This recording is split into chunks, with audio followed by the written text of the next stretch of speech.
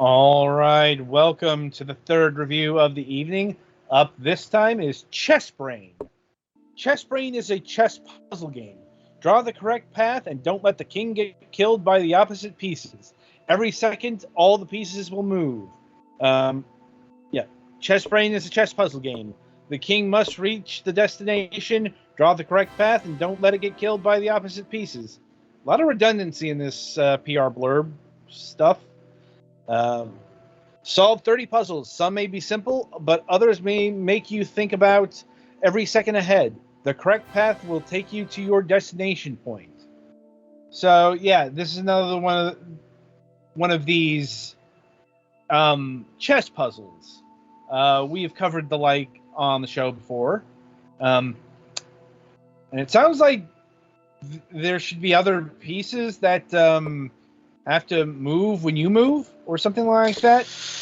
Yeah, that starts. So this is one of those puzzle games that, rather than including any actual fucking words or instructions, spends the first 10 or so of its 30 puzzles diegetically, or whatever the word is, teaching you how it works.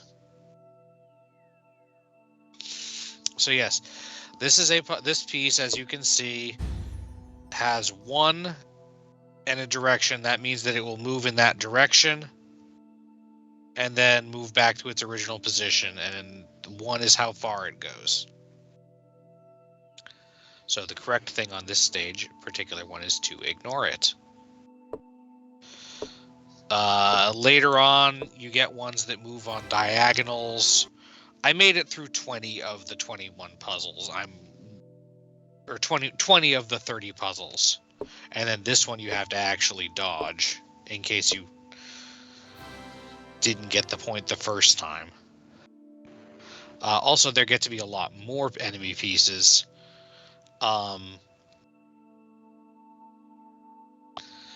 You can also just at any point test out the path you have programmed and see what happens, and then go back and add to or edit it, which I guess is good.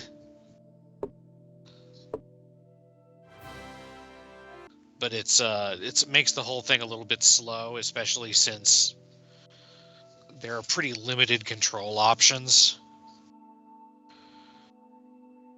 Like this puzzle, we're on 7, and this is the first one that requires like thought. You know?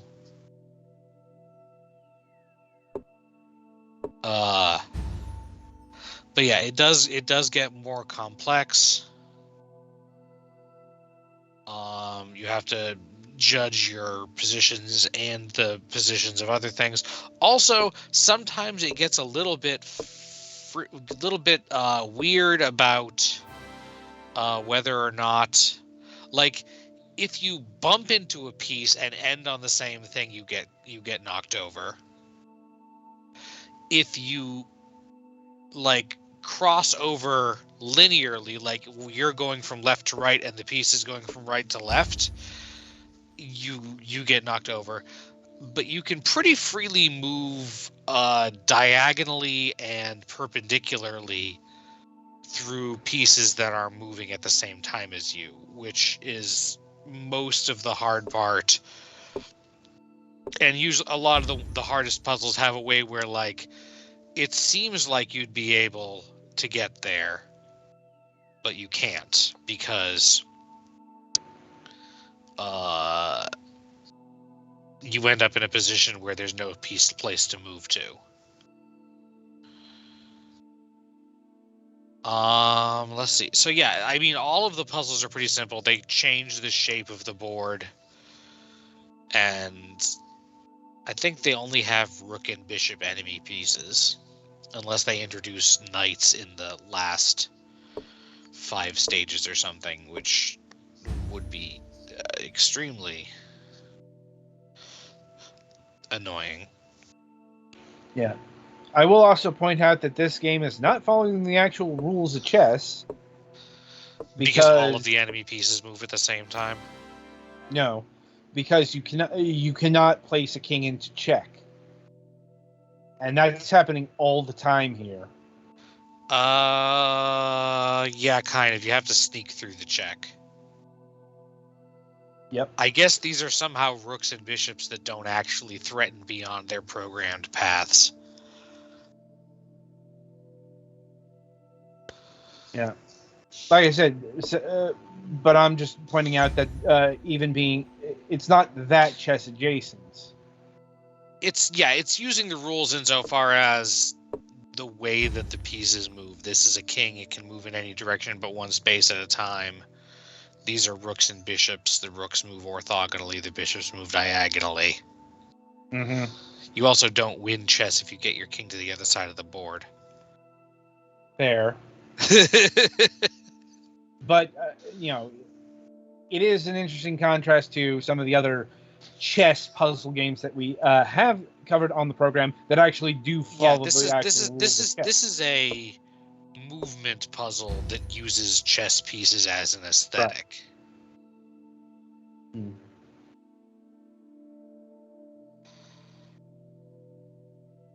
Also, you can never go through the same square more than once, which is important.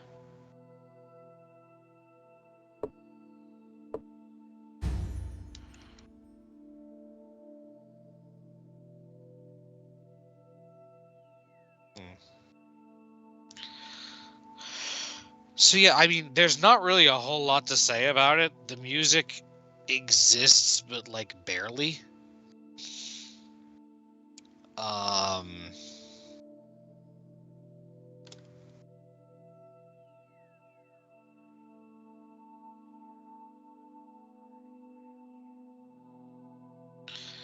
Sorry, I'm actually looking at Puzzle 21 still, because it is interesting enough to make me think about it, but it's also difficult and sometimes a little bit annoying, Mm. And the controls, I unremoved a couple of points because it does actually have a menu where it tells you what the controls are if you click on the thing, but you have to use the start menu, which I didn't realize at first was, I think it's using the because it uses the burger menu icon here. What are you playing on, Petty? PC. He's playing the PC version. Okay. And yeah, this would work fine as a mobile game, pretty much. The biggest thing about this game is that there are only 30 puzzles, which makes me slightly leery of what the price would be. Well, the price on the Nintendo Switch is $3.99.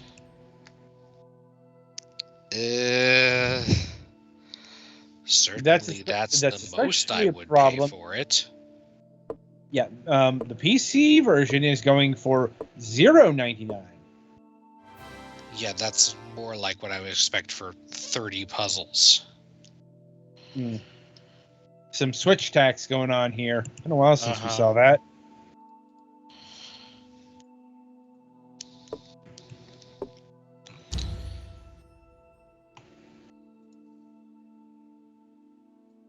Right, anything else? I don't really think there's much else to it. It's very simple. And like here we are at stage again, and it's like sometimes pieces will move diagonal after you've had to already move diagonal. You know? All right, then. So I think that'll about do it for Chess Brain. Be sure to tune in after the break as we'll be reviewing Villain's Legacy.